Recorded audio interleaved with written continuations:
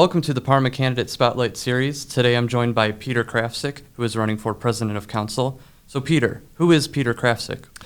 Thank you for having me, Jeremy. I'm a local businessman. I am a lifelong resident of Parma, proud graduate of Padua Franciscan High School. I went to St. Charles Borromeo for grade school as well. Love this city, and anybody who knows me can tell you, I always vouch for this city first before everything else. As a businessman, how will your experience help the city as council president? Currently, right now, we don't have a lot of business-minded people on our city council right now, and that's a huge problem when we have people making business decisions who do not have the background to be making that decision. I think we need people who are creative. We need people who are able to strive for better and people who are able to generate and bring new ideas into the city, and you need to have that business mind, and we don't have that right now at City Hall, and it's clearly lacking. Businesses are leaving left and right. We have lost our biggest tax generators, and we haven't done anything to replace them. People in Parma don't want another Chase Bank. They don't want another Chipotle.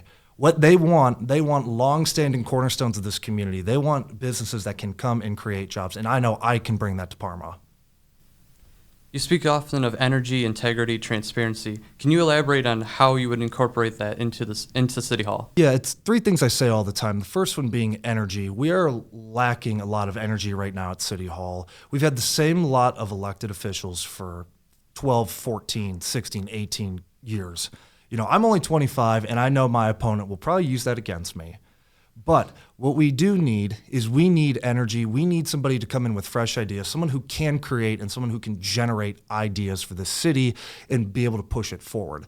The second one, integrity, is one very important to me as a businessman. I learned very long ago, and it bit me in the tail a few times, you need to pledge integrity at every turn and be forthright about conflict.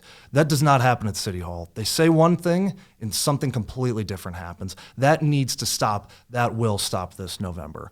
And thirdly, transparency. That one is very, very important to me. Elected officials work on behalf of the people that elected them. They don't. Nobody owes anything to them. They owe everything to those that put them in that seat to make the decisions for them. So when I went out there and asked my opponent in December of 2020, are the city council meetings on Zoom for the residents to be able to view?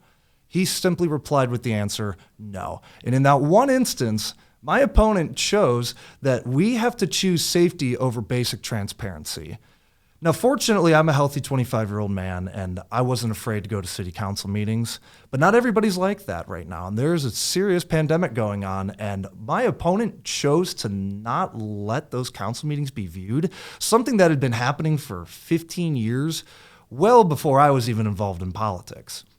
We need all those back at City Hall. We need energy, we need integrity, and we need transparency. If you put all three in action, you will have a great, great, great city. Right now, we have not one of the three. We need to continue. We need those three in City Hall to really push the city forward. You're a lifelong Parma resident. What is at stake this election? I think this is the most important election I've seen in Parma in my lifetime. I'm a political nerd, as pretty much everybody knows. I remember when I was, probably 7 years old, I was out campaigning for a mayoral candidate in Parma, knocking door to door, walking in the 4th of July parade, handing out candy and whatnot. And this city has gone from the shining beacon on the hill to the laughing stock. People make fun of Parma 24/7. This city, in many ways, in Columbus and in Cuyahoga County, is taken as a joke. This is the most important election that I've seen in my lifetime in Parma, and that's why I'm running, because I want to be a part of pushing this city forward, bringing this city into a new age, and we need that. We desperately need that.